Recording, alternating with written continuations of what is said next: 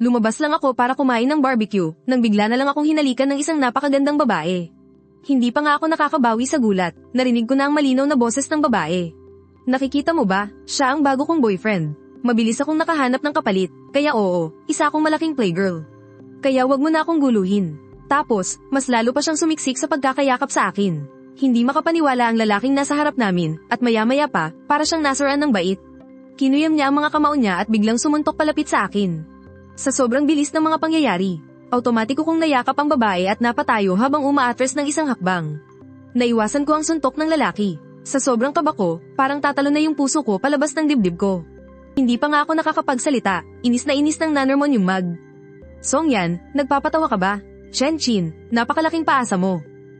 Naging sobrang buti ko sa'yo tapos hindi mo ako mahal. Wala kang puso, pero mahina lang na natawa si Chenchin. Nagiging mabait pa nga ako niyan. Sino ba sa atin ang naunang makipag-check-in doon sa babae mula sa sports college natin? Pagkasabi niya nun biglang natameme si Songyan.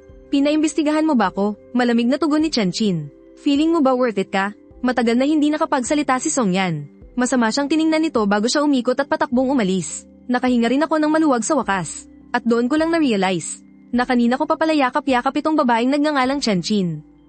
Sorry ha. Doon lang siya lumingon at tumingin sa akin pero halatang sinusuri niya ako mula ulo hanggang paa.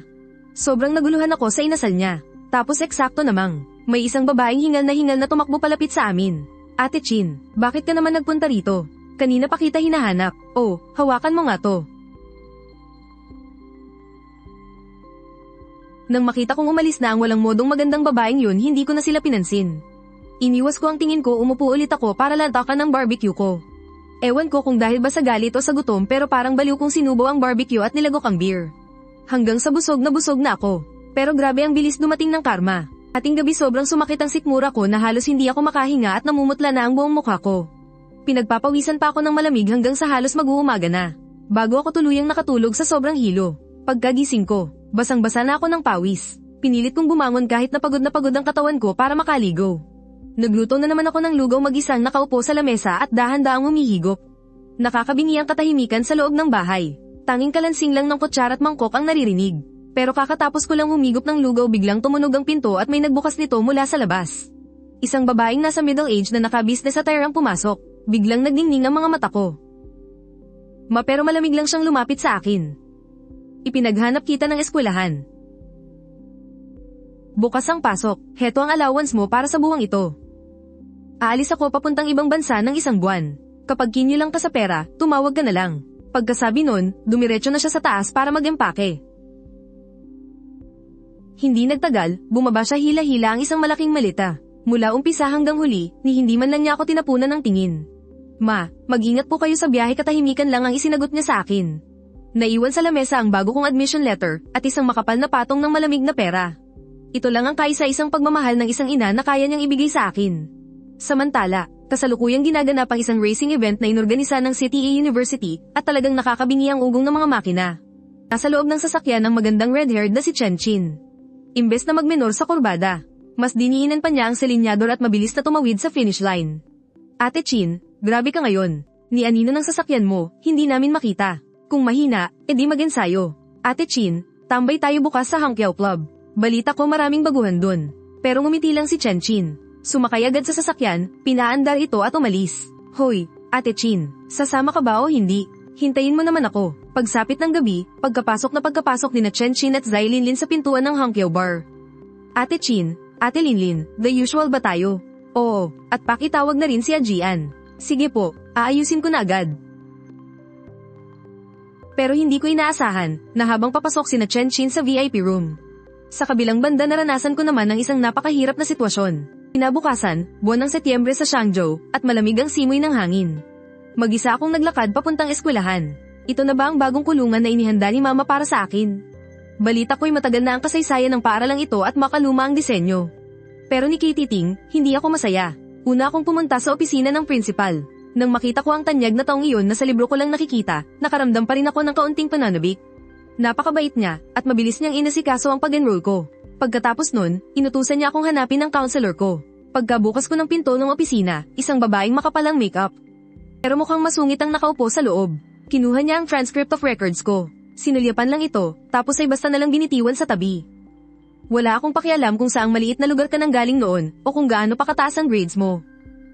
Dito sa universidad na ito, balik sa zero ang lahat. Bakas ang pangmamaliit sa boses niya. Siguro nga ikaw ang laging top 1 sa klase niyo dati. Pero dito sa universidad namin, baka kahit sa top 100 ng buong batch, hindi ka makapasok. May kinuha siyang form mula sa cabinet at iniabot sa akin.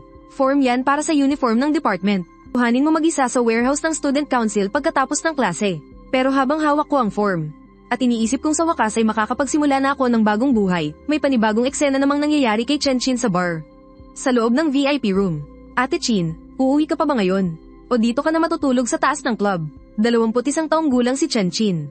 Pareho kami ng universidad. Dahan-dahan namang idinilat ni Chenchin ang mga mata niya. At mahinang sumagot. Uuwi, may sasabihin pa sana si Zai Linlin. Nang biglang bumukas ang pinto ng kwarto. Aba, hindi ba't si Seniorita Chin natin ito? Anong hangin ang nagpadpad sa'yo sa maliit naming lugar ngayon? May kailangan ka ba sa kuya mo? Bigla siyang umupo sa tabi ni Chenchin. Tinaasan niya ito ng kilay. Pero binigyan lang siya ni Chenchin ng isang malamig na tingin. At muling ipinikit ang mga mata. Dahil dito, nataranta si Zai Linlin. Lumapit siya kay Zhao Jian. Jian, bilisan mo, tawagin mo yung mga lalaking type ni Ate Chin. Grabe ang topak niyan ngayon. Doon palang seryosong tiningnan ni Zhao Jian ang nakapikit na si Chenchin. Nakakunot ang noo nito. Akmang guguluhin na sana ng lalaki ang buhok niya, pero parang may spider sense si Chenchin. Bigla nitong iniwas ang ulo niya, at sobrang sama ng timpla ng mukha. May malamig na nagbitiw ng salita, may gagawin pa ako, mauunan ako. Pinagmasdan ni Zai Linlin ang pag-alis niya, at agad itong hinabol. Ate Chin, sandali lang. Hintayin mo ko. Dinala ko ng advisor namin papasok ng classroom. Sabi nila, ang makapasok daw sa universidad na ito, ay pag-aagawan daw ng mga malalaking kumpanya pagka-graduate. Pero wala akong pakialam sa mga yun. Gusto ko lang magkaroon ng tahimik na bagong simula. Pero hindi ko inaasahan. Napagbukas ko ng pinto, halos mamatay ako sa kaba sa nakita ko. Sobrang tahimik sa buong classroom, at lahat sila nakayuko at nag-aaral ako. Walang ni isang nakatunganga, tinapak ng advisor ang lamesa. Sabay-sabay silang nagangat ng tingin. 12 ng mga mata ang biglang nakatitig sa akin. Itinaas niya ang baba niya, senyales na magpakilala na ako. Tiningnan ko ang dami ng estudyante sa harap ko, at biglang bumilis ang tibok ng puso ko. Nanlalamig at pinagpapawisan ng mga palad ko. Biglang bumalik sa isip ko yung mga alaala ng pag-aalaga sa akin noon. Namumutla ako habang nanginginig na nagsalita. Hello sa inyong lahat, tawagin niyo na lang akong Chen. Pagkasabi ko nun, kinakabahan akong naghintay sa mga pang-aasar na darating. Pero nagulat ako, nang biglang may pumalakpak ng malakas. Tiningnan ko kung saan nanggaling ang tunog, isa itong babaeng naka-silver na salamin. Sunod-sunod na ring pumalakpak ang buong klase. Tumingin lang ang advisor namin. At itinuro sa akin kung saan ako uupo. Sakto namang sa likod pa talaga ng babaeng na unang pumalakpak. Naglakad ako papunta doon at kauupo ko pa lang. May isang boses na biglang umalingaw mula sa may pinto, excuse me po. Napatingin agad sa kanya ang buong klase. At dahil na-curious ako, napatingin din ako. Pero pagkakita ko sa mukha niya, parang nanigas ang buong katawan ko. Siya yung magandang babae na may pulang buhok noong isang araw. Mukhang naramdaman din niyang nakatingin ako sa kanya. Tamad siyang napatingin sa gawi ko. Isang tingin lang. Pero kitang-kita ko agad ang pandidiri sa mga mata niya. Yung tipong pandidiring galing sa loob at hindi man lang tinatago. May malaki ba akong kasalanan sa kanya? Pagkakita ng advisor namin sa agaw pansing buhok niya. Sobrang salubong ang kilay nito na halos mamatay ang langaw sa gitna. Anong pangalan mo? Chenchin po, pero sino ba naman ang mag-aakala na pagkarinig ng teacher sa pangalang iyon? Ay biglang kumalma ang mukha nito. Bakit ngayon ka lang pumasok? HMP, ma'am. Pati ba naman personal na buhay ng estudyante, pakikialaman nyo? Pagkasabi nito, hindi na niya hinintay ang sagot ng professor. Diretso siyang pumasok sa classroom, at prenteng umupo sa pinakalikod. Nang makita yun ng professor, wala na siyang sinabi at nagpatuloy na lang sa pagtuturo. Ang bilis niyang magturo, wala pa naman akong libro. Kaya nakikibasa na lang ako sa katabi ko. Ang mga tinuturo nila rito, ibang-iba sa mga napag-aralan ko noon. Kaya pagkatapos ng 2 klase, lutang na lutang ako. Pakiramdam ko, lalo lang sumikip ang dibdib ko. Pagkatapos ng klase, sumubsob na lang ako sa desk. Ang bigat ng pakiramdam ko, halos hindi ako makahinga. Biglang may kumatok sa desk ko. Lumingon ako. Yung babaeng nakaupo sa harap ko pala. Ayos ka lang ba? O okay lang? Pero binuking ako ng pamumutla ko. Kumuha ka ng mainit na tubig para inumin. Ang putla mo kasi, may mga paper cups dyan sa cabinet. Salamat. Pagpapasalamat ko. Tumayo ako at lumapit, pero leche, na-stop pala yung locker. Ilang beses ko nang pilit na kinakalikot pero ayaw talagang bumukas. Kukuha na sana ako ng gamit pang bukas, nang biglang may narinig akong mahinang tawa sa tabi ko. Lumingon ako, at ngumiti lang ako ng tipid at hindi na siya pinansin, yumuko na lang ako para humanap ng ruler na panungkit. Pero sa sumunod na segundo isang pamilyar na puting sapatos ang lumitaw sa tabi ko. Yung classmate ko na nasa harap ko. Bakit ka nandito? Itinaas niya ang kamay niya at bahagyang tinulak ang pinto. At bumukas ang cabinet. Nakita ko kasing may tandang hindi mabuksan yung pinto. Kaya tinulungan ko na lang. Sorry pero sa gitna ng nakakailang at kakaibang sandaling ito. Hoy, kayong dalawa, pwede bang huwag kayong magharutan dito sa tabi ko? At ang papabebe nyo pa, nakakasuka kayong panoorin. Kumunat ang noo ng kaklase ko sa unahan, pero ngumisi lang si Chenchin. Karapat dapat ka ba na tawagin ang pangalan ko? Nang mag-iinit na sana ang sitwasyon sa pagitan nilang dalawa dumating si Peruyan. Wala na siyang sinabi pa. Napaismed na lang siya at naglakad paalis. Sinundan ko ng tingin ang pag-alis ni Peruyan. Biglang tumibok ng mabilis ang puso ko. Hala in love na ba agad ako? Huwag mong sabihing nagkakagusto ka sa painosenteng babaeng yun. Bigla akong napayuko. Isang napakagandang mukha ang biglang lumapit sa paningin ko. Sa gulat ko, napatras ako. Hala, anong ginagawa mo? Nakakagulat ka naman, ba't ba bigla-bigla ka nalang sumusulpot? Pero imbes na lumayo, naningkit ang mga mata niya at dahan-dahang humakbang palapit sa akin. Napatras ako ng napatras. Anong ginagawa mo? Tiningnan ako ni Chenchin ng ganito. At baka sa mukha niya ang kaunting konsensya. Bakit ba takot na takot siya sa akin? Sakto naman biglang pumasok si Peruyan. Chenchin, anong ginagawa mo? Tiningnan ni Chenchin si Peruyan, tapos ay sinulyapan ulit ako. Nawala agad ang konsensya sa mukha niya at napalitan ito ng matinding pandidiri. Padubog siyang umupo pabalik sa upuan niya, yumuko, at nag-cellphone na lang. At Chen, ayos ka lang ba? Ayos lang ako, huwag kang mag-alala. Uwian na, at ako na lang ang mag-isang naiwan sa loob ng classroom. Nakapangalong baba ako habang nakatingin sa mga puting bulaklak sa labas ng bintana. Ang gulo-gulo ng isip ko. Bakit ba ako natakot ng ganoon? Inayos ko na ang bag ko at lumabas ng classroom. Pulang-pula ang kalangitan dahil sa paglubog ng araw hindi ko napigilang ilabas ang cellphone ko para kumuha ng litrato. Pero eksakto pagkatapos kong kumuha ng litrato at pagbaba ko ng cellphone ko, may biglang pumasok na anino sa camera may napakapulang buhok. Mukhang may naramdaman siya pero bigla na lang nang inag ang kamay ko, kaya napandat ko ang camera. Wala na akong oras para burahin, kaya pinatay ko na lang ang cellphone ko at siniksik sa bag. Pagtingin ko ulit sa pwesto niya kanina wala nang tao doon. Kahit anino, wala, namamalikmata lang ba ako? Isang pamilyar na boses ang biglang nagsalita sa likuran ko. Anong tinitingnan mo? Pagharap ko, nakita ko si Chenchin. Nakangisi siyang nakatingin sa akin. Bakit? Ako ba ang hinahanap mo? Palihim mo ba akong kinuha na ng picture sa cellphone mo kanina? Gusto ko sanang sumagot agad na hindi kita palihim na kinukuhanan ng litrato, ikaw kaya itong biglang pumasok sa camera ko.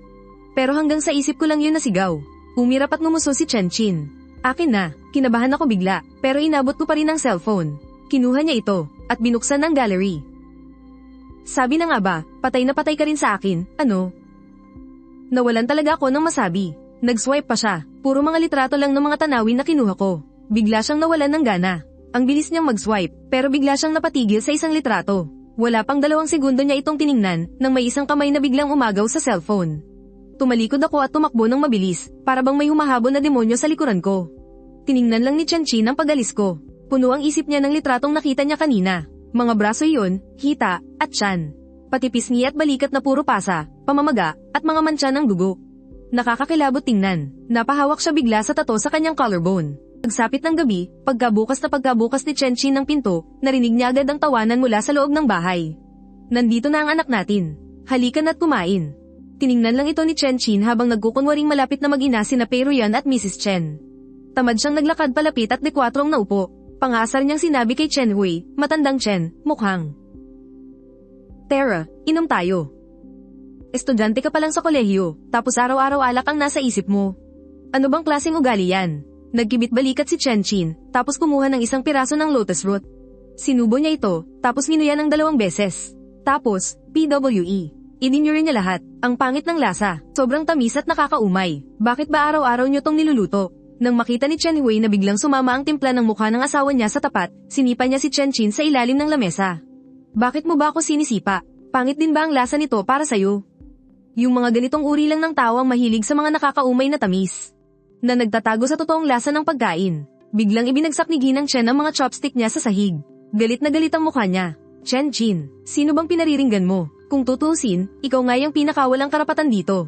Sawang-sawa na si Chenchin na marinig yun. Kumakain lang siya ng mani nang walang pakialam. Hindi man lang siya kumunat ang noo. Habang nanggigigil naman si Ginang Chen. Hinatak nito si Peruyan palabas. Padabog na sumara ang pinto. Biglang tumahimik sa buong bilya. Tiningnan ni Chen Hui ang anak niya. Tinapak ang balikat nito, huwag mong sisihin ang mama mo. Baka masama lang talaga ang timpla niya ngayon. Tandang Chen, ilang beses ko ba kailangang sabihin sa'yo? Wala talagang gusto sa'yo ang babaeng iyon. Tanga ka ba? Araw-araw kang nagpapakatuta, laging nakabuntot at nag-aalala sa kanya. Tapos ano, tiningnan ka ba niya ng maayos? Diring-diri pa rin siya sa'yo. Tingin niya sa'yo, wala kang kwenta. Natigilan si Chen Hui, tapos namula ang mukha at leeg sa sobrang galit. Chen Qin, ikaw, wala kang galang. Tatay mo ako. Alam mo ba kung sino ang kinakausap mo? May sinabi ba akong mali? Ano bang nagustuhan mo sa babaeng iyon? Sulit ba na magpakatanga ka para sa kanya? Habang nagpapakasarap siya sa ibang lalaki dyan sa labas. Anong ginagawa mo? Nandoon ka sa mall para sa walang kwentang proyektong yan. Umiinom ka hanggang sa magdugo ang sikmura mo, nagmamakaawa sa mga tao na parang aso. Habang nakahiga siya sa ospital, at nangganganak para sa ibang lalaki ikaw. Hindi pa siya tapos magsalita, nang biglang blag.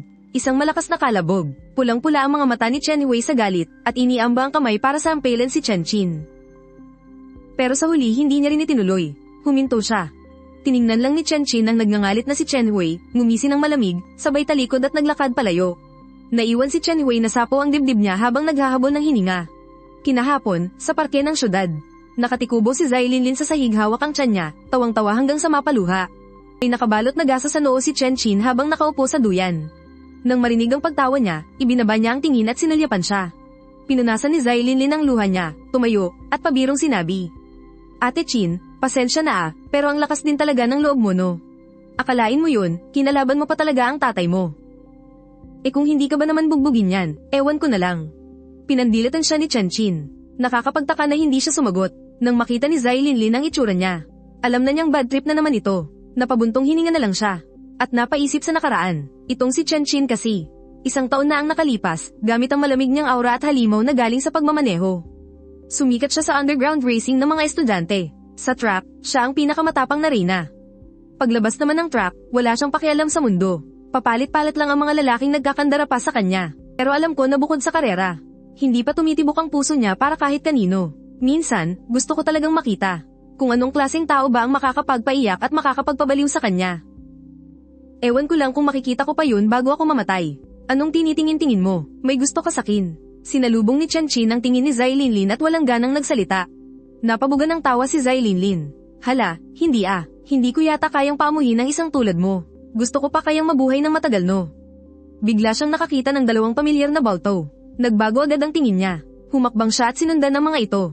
Nawala rin agad ang ngiti ni Zai Linlin. At mabilis na sumunod. Ilang oras bago ang nangyaring ito. Hinablat ko ang cellphone ko at tumakbo ng napakalayo ng walang lingon-lingon.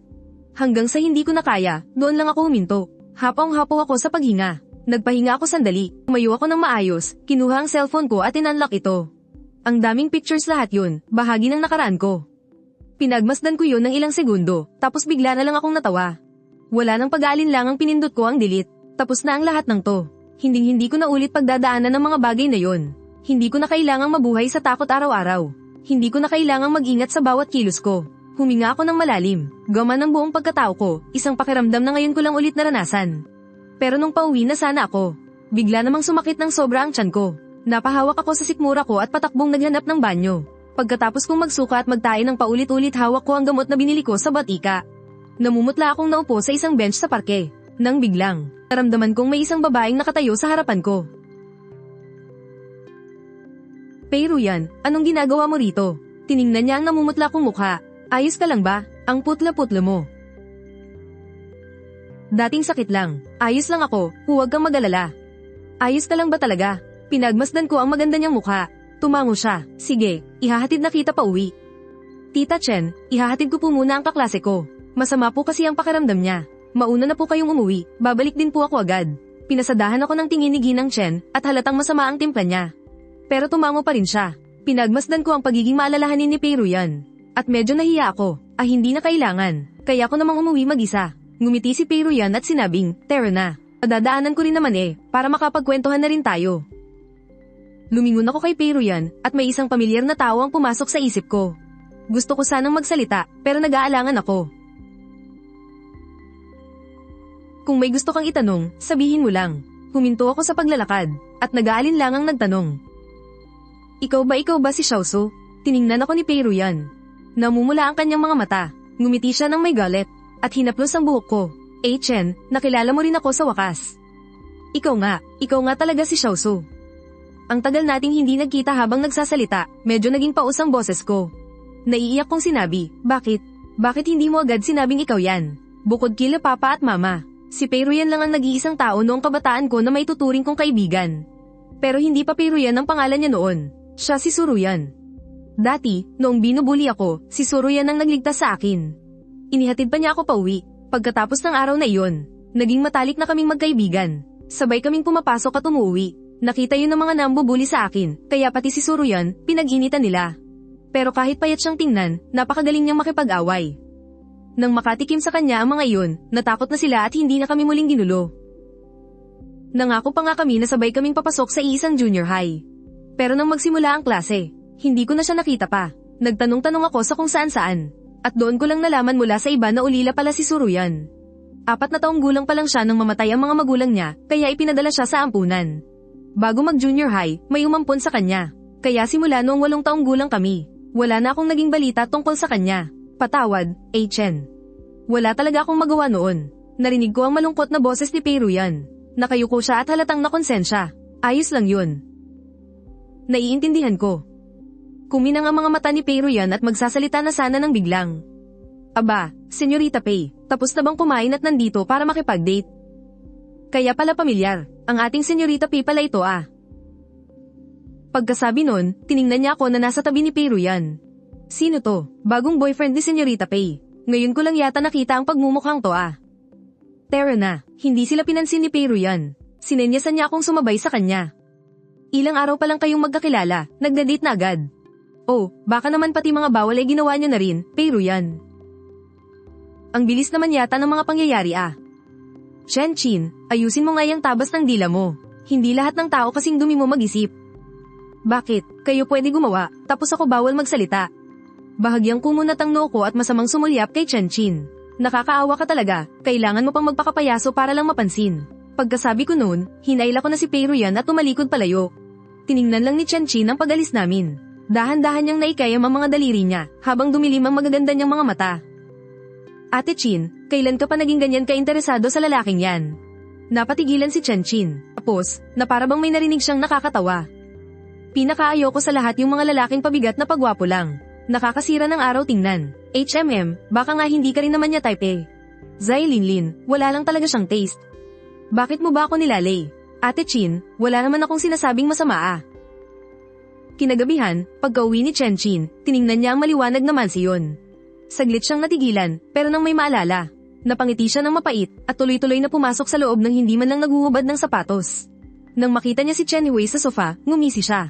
Tumawa siya at sinabing, hinihintay mo ba ako? Halika rito. Lumapit si Chen, pero nag-iwan ng distansyang isang hakbang mula sa kanya. Anong kailangan mo, Chen Hui? Oo, inawi ko nga siya. Ano naman ngayon?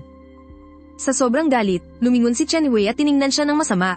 Suwail kang bata, Chen, alam mo ba kung anong ginagawa mo? Bakit? May nanay nga akong nagluwal sa akin, wala naman akong tatay na nagturo ng tama. Ano pa bang aasahan mo sa akin? Hindi pa siya natatapos magsalita. Isang malakas na sampal ang pinakawalan ni Chen Hui. Bahagyang napalingon si Chen. Ang maganda niyang mukha ay mas lalong naging malamig sa ilalim ng ilaw, madiin ang pagkakakuyom ng kanyang mga labi. Walang kibo siyang umakyat sa itaas. Ang kamay na ginamit ni Chen Hui para sampilan siya ay bahagyang nanginginig. Pagbalik ni Chen sa kwarto niya, pumasok siya agad sa banyo. Tiningnan niya sa salamin ang bahagyang namamaga niyang pisngi at nag-init ang mga mata niya. Kinabukasan ng maaga, nagmamadali akong pumasok sa eskwelahan. Nakabantay sa gate ang mga estudyante ng discipline committee para alista ang mga late. Napahawak ako sa mukha ko at napabuntong hininga. Unang araw ko pa naman, late na agad. Nakakahiya talaga to. Tinanggap ko na lang ang kapalaran ko at umakbang ng kaunti. Biglang may narinig akong nagtatawanan sa likuran ko. Oy, pogi, haha. Sinulyapan ko ang kamay na nakaakbay sa balikat ko at bahagyang kumunat ang noo ko. Umatras ako ng kaunti para iwasan ito. Naiilang namang binawi ng tao ang kamay niya. Ay, sorry, ang feeling close ko yata. Nakilala ko kung sino siya. Tipid ko lang siyang tiningnan. Ngayon lang kita nakita rito ah. Transferee ka, ano? Oo, magkaklase daw sila ni Ate Chin. Biglang may narinig akong medyo paus at garalgal na boses mula sa likuran. Oh, anong ginagawa niyo? Oh. Ate, nagdala ka pa pala ng backpack. Sa itsura mong yan mukhang puyat ka na naman kagabi ah. Tiningnan lang siya ni Chen, umiwas, at nagtuloy-tuloy lang sa paglalakad. Dali-daling tumakbo si Zai Linlin para humabol. Nang dumaan si Chen Chin sa tabi ko, bahagya siyang napahinto. Tapos wala sa mood na nagpatuloy sa paglalakad.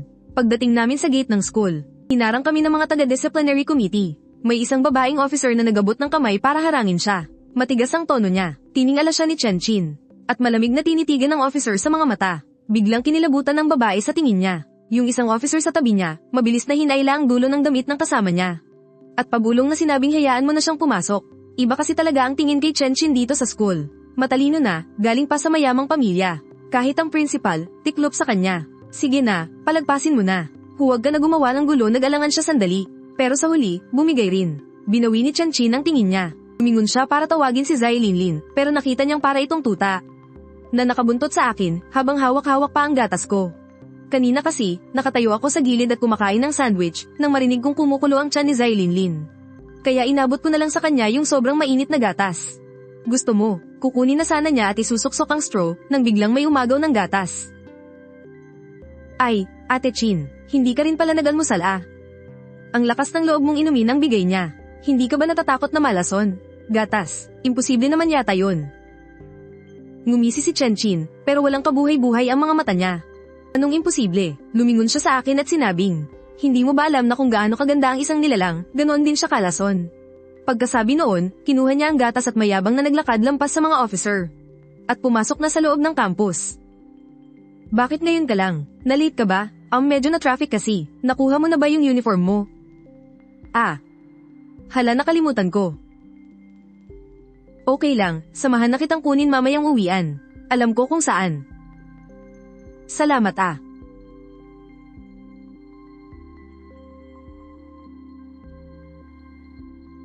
May kailangan ka ba, Chen Chin? Dito ako upo, lumipat ka doon sa likod. Nakahinga ng maluwag ang babae, dali-daling niyakap ang mga libro niya at lumipat. Siniksik ni Chen Chin ang backpack niya sa ilalim ng desk, tapos paglingon niya, nahuli niya akong nakatitig sa kanya. Bakit kanina ka pa nakatitig? Gusto mo ko no? Binabalaan kita layuan mo si Pei Ruyan. Hindi siya mabuting tao. Chen Chin, tama na nga yan. Ano bang pakialam mo kung magkausap kami ni Pei Ruyan? Sisigat pa sana si Pei Ruyan, nang biglang sumigaw ng malakas ang teacher sa harapan. Chen Chin. Huwag ninyong isipin na porket matataas ang grades nyo pwede na kayong magdaldalan sa klase ko. Nginitian lang ni Chen Chin ang teacher. Pasensya na po, sir. Sige po, mauna na kayo. Nung tanghali, pinuntahan ako ni Pei Ruyan. Samahan na kitang kunin yung uniforme mo, ano? Tumango lang ako, nakaupo naman si Chen Chin sa pwesto niya. Naririnig na tinatawag ako ni Pei Ruyan, habang mahinang tinatapik-tapik ng mga daliri niya ang lamesa. Nakatitig siya sa pag-alis namin, na para bang may malalim na iniisip. Pagkakuha ng uniforme, dumiretso kaming dalawa sa kantina para kumain. Habang naglalakad, ang daming estudyanteng panay ang tingin sa amin, kitang-kita ang kuryosidad sa mga mata nila.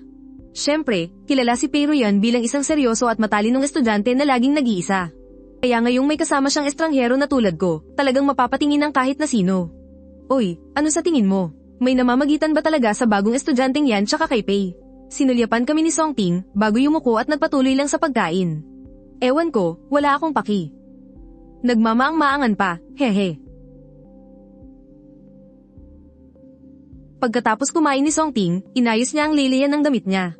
Ngumiti siya ng formal, at naglakad palapit kay Pei Ruyan. Ruyan, sino siya? Ngayon ko lang siya nakita ah.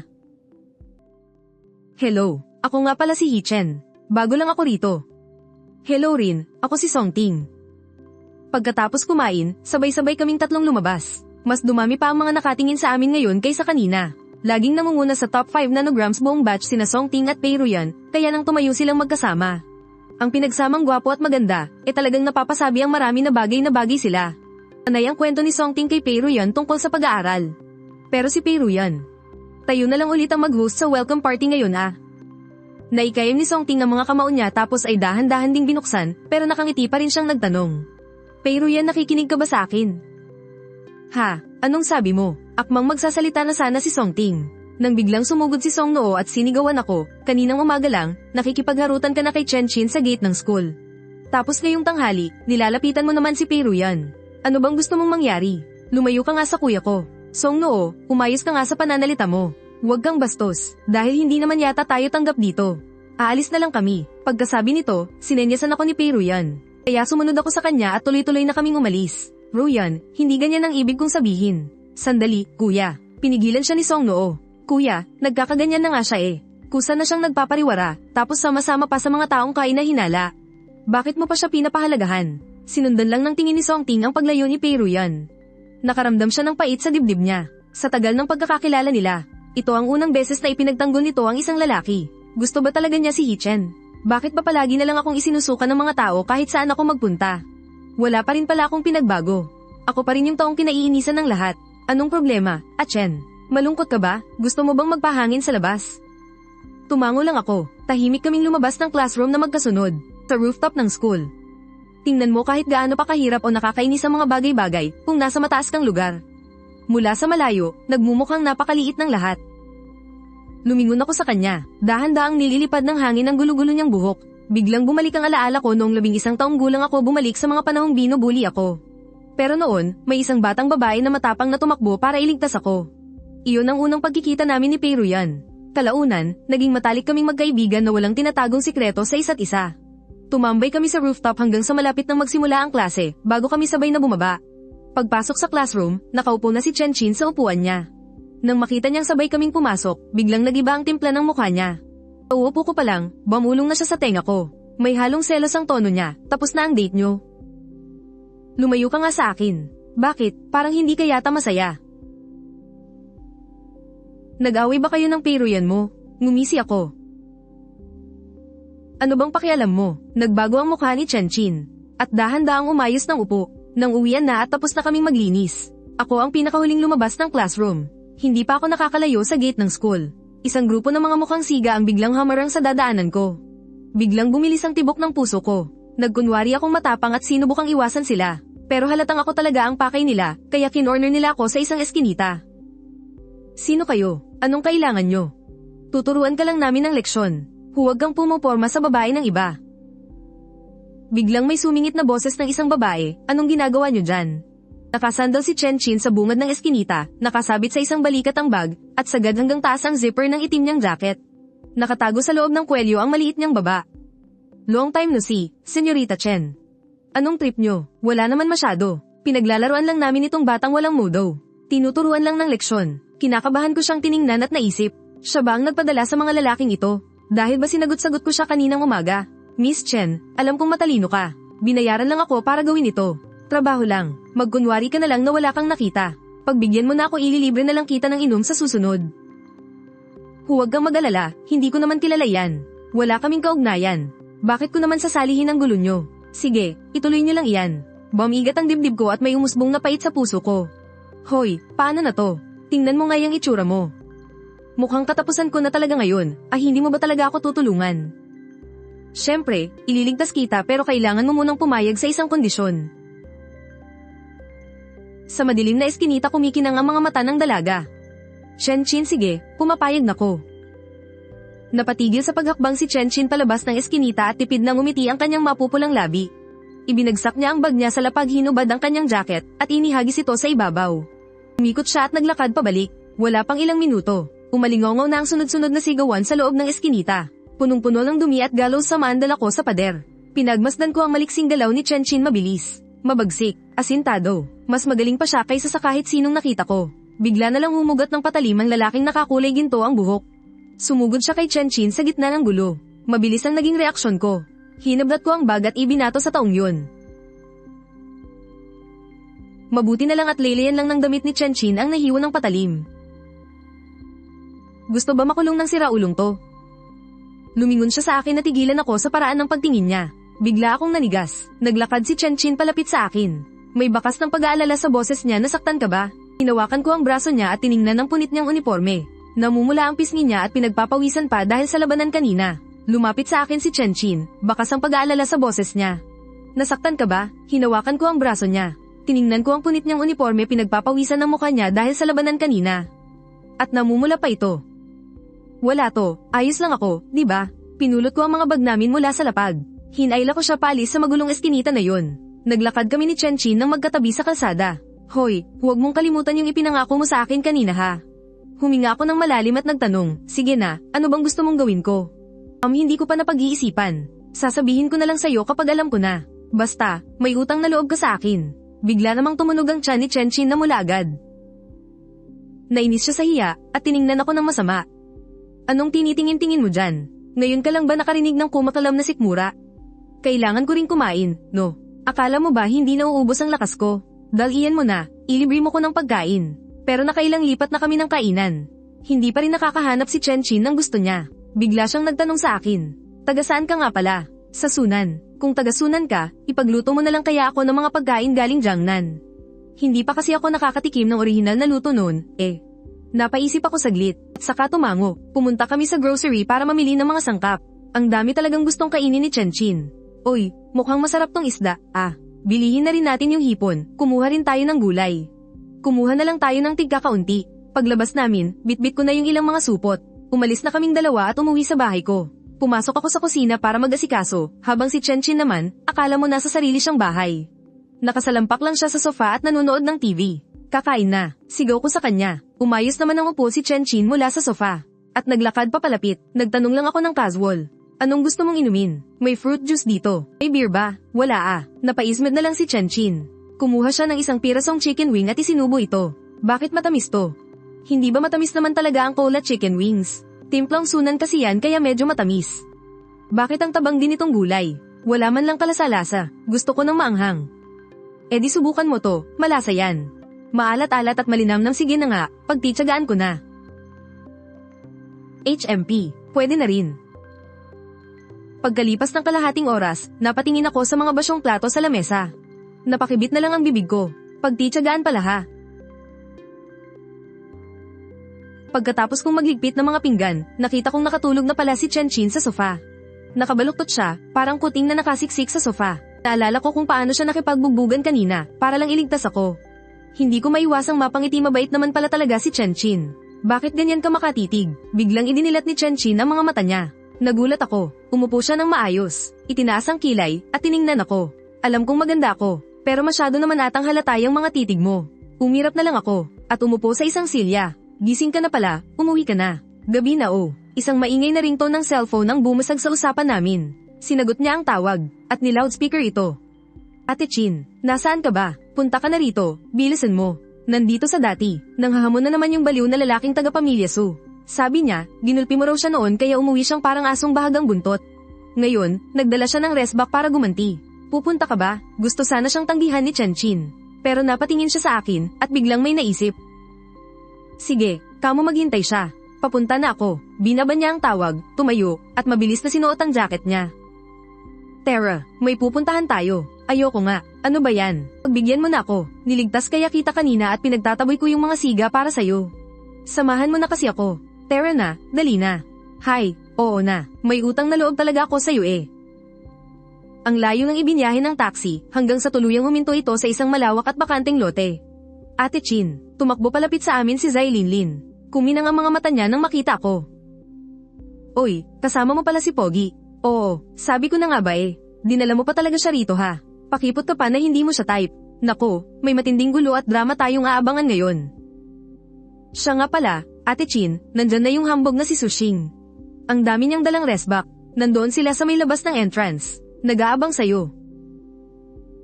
Chenchin, akala ko naduwag ka na at hindi nalalabas eh. Ano, bitin ba ang bakasyon mo sa kulungan? Mukhang masarap ang pakain nila sa loob ha. Ang bilis mong makalabas para mag-angas ulit dito. Kung hindi mo ako trinidor noon, tingin mo makukulong ako. Kung talagang sinadya kong tapusin ka, sa tingin mo ba makakalabas ka pa ng buo at buhay dyan? Ang sarap sanang magkaroon ng utak kaso sayang, wala ka nun. Namutla sa inis si Sushing, at mas tumapang ang boses nito. Isang buwan tayong hindi nagkita, Chenchin. Ano, papalag ka ba ng one-on-one? Parang nakarinig si Chenchin ng isang napakalaking joke. Napangisi siya at sinabing, Sushing, hindi ka pa ba nakentento sa presinto? Ngayon ba gusto mo namang dumiretso sa ospital at magpabook ng VIP room sa orthopedic ward? Sige, pagbibigyan kita. Huwag kang masyadong mayabang, Chenchin. Hindi pa natin alam kung sino ang iiyak mamaya. Ngayong gabi, ipapakita ko sa'yo kung sino ang totoong hari dito. Doon lang napansin ni Sushing na nasa tabi ako ni Chenchin. Tumitig siya sa akin mula ulo hanggang paa, at napalunok siya nang wala sa oras. Napansin agad ni Chenchin ang kakaibang tingin niya. Nainis na kumunat ang noo niya, at humakbang sa harap para protektahan ako. Anong tinitingin-tingin mo? Baka dukutin ko iyang mga mata mo. Ayaw pa sanang alisin ni Sushing ang tingin niya. Chenchin, gusto mo bang pumusta? Magkarera tayo. Pag natalo ka, ibibigay mo sa akin iyang magandang bata sa likod mo. Pag ako naman ang natalo, bibigyan kita ng pinakabagong model ng pag-ani. Ano, hindi ka lugi dyan, di ba? Sige, pero may idadagdag akong kondisyon. Pag natalo ka, bitbitin mo iyang bulok mong kotse at lumayas ka na sa mundo ng karera. Huwag na huwag ka nang magpapakita sa akin. Nakakairita kang makita, payag ako. Huwag kang iiyak-iyak pag natalo ka ha. Chenchin, anong ibig mong sabihin? Bakit ikaw ang nagdedesisyon para sa akin? Ano ba? Bakit mo naman ako ginagawang pusta? Paano kung matalo tayo sa karera? Gusto mo ba talagang sumama ako sa manyak na yon? Huwag kang mag-alala, tayong dalawa, siguradong matatalo natin siya. Anong tayong dalawa? Hindi ako marunong magmaneho, Chenchin. Pero tumalikod lang siya, kumaway siya sa akin at pumasok sa bihisan. Ayoko na, hindi na ako sasali dito. Huwag kang umalis. Ako yata ang pinakamagaling sa karera noong nasa kolehiyo tayo. Magtiwala ka sa akin. Lumingon ako, at nagkatinginan kami mula sa loob ng suot niyang helmet. Tiningnan ko ang malalaki at inosenteng mata ni Chenchin na punong-puno ng pakiusap. Namambat ang puso ko, at muli kong ikinabat ang aking seatbelt. Haha, sabi ko na nga ba, ikaw na talaga ang the best, at Chen. Dahan-daang humandar ang kotse. Nang marinig ko ang nakakabinging ugong ng makina, napakapit ako ng mahigpit sa upuan. At Chen, alam mo ba kung bakit pinili ko ang karera noong nasa kolehiyo tayo? Dahil sa bilis ng pagtakbo sa kalsada, pakiramdam ko na iiwan ko ang lahat sa likuran. Nakakalimutan ko lahat ng lungkot, tinatangay ng hangin ang lahat ng problema. Sana maramdaman mo rin iyon. At biglang humarurot ang kotse na parang isang palaso. Napadiin ako sa upuan dahil sa sobrang bilis. Sa gilid ng mga mata ko, mabilis na lumilipas ang mga tanawin. Ang mga boses ng pambubuli at pang-iinsulto sa akin parang biglang naglaho. Pakiramdam ko, kaming dalawa lang ng hangin ang natitira sa buong mundo habang nasa kalsada. Walang gustong magpatalo sa dalawang kotse. Lumingon ako at pinagmasdan ng seryosong mukha ni Chenchin.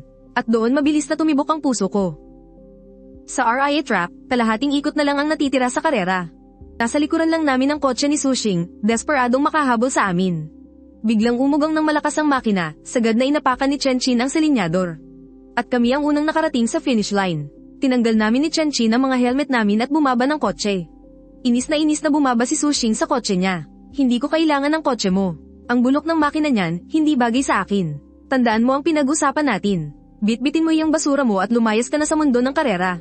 Huwag ka nang magpapakita sa paningin ko. Sige, Chenchin, ang tapang mo. Ipagdasal mong ganyan ka palagi kayabang. Baka balang araw, bumagsak ka rin. Ha ha ha. Tara na, nakakasulasok ang hangin dito. Sumunod ako kay Chenchin paalis sa karahan. Ano, kumusta ang biyahe? Hindi ka naman ba nasuka sa takot? Ayos lang, pakiramdam ko sa bilis ng takbo natin kanina nakalimutan ko ang lahat ng lungkot ko. Kaya Chenchin, ba't ka ba nalulungkot? Ano bang problema? Na kailangan mong magmaneho ng ganyan kabilis para lang makalimot? Anong tinitingin-tingin mo dyan? Gabi na kaya pagbibigyan na kita, ihahatid na kita pa uwi. Chenchin, salamat ah. Maraming salamat talaga sa tulong mo ngayong araw. Wawala yun no, ba't ka ba biglang nagseseryoso dyan? Tsaka, tinulungan mo rin naman akong matalo si Sushing di ba? Sabay tayong nanalo no, ha ha ha. Pero nakaupo lang naman ako sa passenger seat, at bukod sa pagkapit ng mahigpit sa seatbelt, parang wala naman akong naitulong ah. Dahil napanatag ako kasi nasa tabi kita. Talaga ba? Aba, kailangan mo pala talaga akong pasalamatan ng maayos niyan. Oo na, di ko yun kakalimutan. Mabilis na nakarating ang kotse sa tapat ng bahay namin. At Chen, kita na lang tayo bukas ah. Sige, bukas uli Chenchin. Bumaba si Chenchin ng kotse, at may tuwa sa mukhang pinanood akong pumasok ng bahay. Kumaway ako sa kanya, at sabay talikod paakyat sa kwarto ko. Kinabukasan sa eskwelahan, ipinatong ni Chenchin ang almusal sa desk ko. Magandang umaga at Chen. Ipinagdala kita ng almusal. Bahagya akong nataranta habang nakatingin sa napakasiglang si Chenchin. Kumain na kasi ako eh. Sa'yo na lang yan. Para sa'yo talaga yan. Ang payat-payat mo kaya. Ang haba pa naman ng klase natin ngayong umaga, kainin mo na lang mamaya pag nagutom ka. Bawal magtira ah. Sakto namang tumunog ang bell hudyat ng klase. Physics ang unang klase namin. Graduate ang teacher namin mula sa isang sikat na universidad. Masyadong malalim magturo kaya kapag lumipad ng konti ang isip mo, siguradong hindi ka makakasunod sa leksyon. Nang matapos ang klase, doon ko lang napansin na hindi pala pumasok si Pero yan ngayon. Nilabas ko ang phone ko at nag-message sa kanya. Baka may emergency lang. Pero hindi nag-reply si Pero yan. Buong umaga naman ay nakasubsob lang sa desk at tulog si Chenchin. Nang tumunog ang bell para sa lunch break Ate Chin, gising na. May bagong bukas na hotpot na kainan sa labas, ang dami raw nagsasabing masarap. Tara, kain tayo dun.